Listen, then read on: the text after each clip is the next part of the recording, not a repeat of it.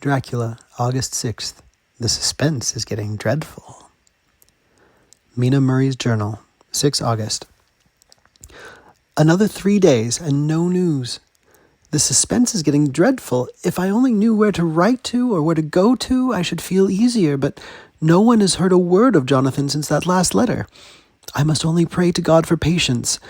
Lucy is more excitable than ever, but is otherwise well. Last night was very threatening, and the fishermen say that we are in for a storm. I must try to watch it and learn the weather signs. Today is a grey day, and the sun, as I write, is hidden in thick clouds, high over Kettleness. Everything is grey, except the green grass, which seems like emerald amongst it.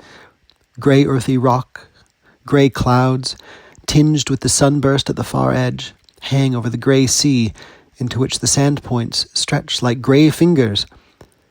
The sea is tumbling in over the shallows and the sandy flats with a roar, muffled in the sea mists, drifting inland. The horizon is lost in a grey mist. All is vastness. The clouds are piled up like giant rocks, and there is a brool over the sea that sounds like some presage of doom. Dark figures are on the beach here and there, sometimes half shrouded in the mist, and seem men like trees walking. The fishing boats are racing for home and rise and dip in the groundswell as they sweep into the harbour, bending to the scuppers. Here comes old Mr. Swales. He is making straight for me, and I can see by the way he lifts his hat that he wants to talk. I've been quite touched by the change in the poor old man. When he sat down beside me, he said in a very gentle way, "I want to say something to you, miss." I could see he was not at ease, so I took his poor old wrinkled hand in mine and asked him to speak fully. So he said, leaving his hand in mine, "I'm afraid, my dearie, that I must have shocked you by all the wicked things I've been saying about the dead and such like for weeks past, but I didn't mean 'em, and I want you to remember that when I'm gone, we odd folks that be daffled and 1 foot aback the crock hole don't altogether like to think of it, and we don't want to feel scarred of it.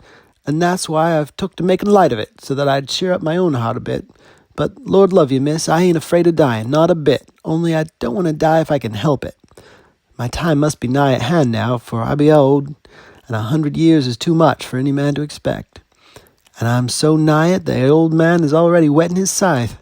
You see, I can't get out of the habit of caffing about it all at once. The chaffs'll wag as they be used to. Some day soon the angel of death will sound his trumpet for me, but don't you do all in grief, my dearie." For he saw I was crying. "If he should come this very night, I'd not refuse to answer his call. For life be, after all, only a waiting for something else than what we're doing, and death be all that we can rightly depend on. But I'm content, for it's coming to me, my dearie, and coming quick. It may be coming while we be looking and wondering.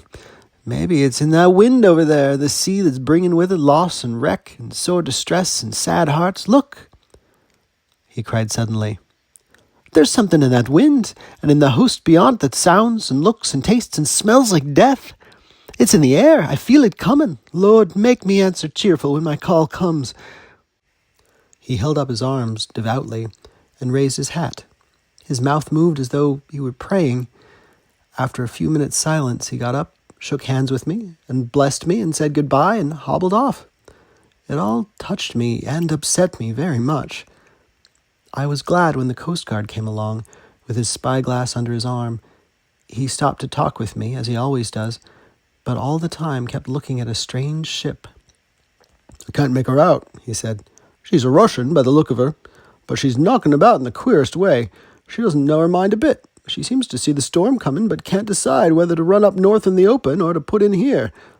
Look there again, she's steered mighty strangely, for she doesn't mind the hand on the wheel. Changes about with every puff of wind.